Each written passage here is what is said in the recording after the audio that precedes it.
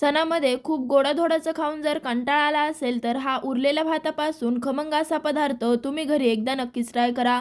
व्हिडिओला लाईक करा, शेअर करा आणि चॅनलला नक्की सबस्क्राईब करा. त्यासाठी मी इथे उरलेला शिळा भात घेतला आहे.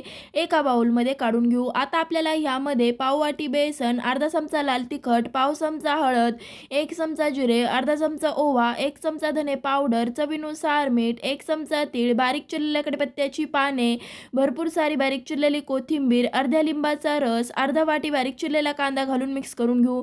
मिश्रणाला थोडंसं बाइंडिंग येण्यासाठी 2 चमचे पाणी घालून मिक्स करून घेऊ. आता आपल्या हाताला पाणी लावून गोल गरगरीत असे वडे बनवून घ्यायचे आहेत. इथे काही मी वडे बनवून घेतले आहेत. पॅनमध्ये 2 पळी तेल गरम करू. तेल गरम झालं की बनवून घेतलेले वडे सोडून दोन्ही साईडने कुरकुरीत होईपर्यंत तळून घेऊ. तळल्यावरती काढून घेऊ. तुम्हाला ही रेसिपी कशी वाटली कमेंट करून सांगायला विसरू नका.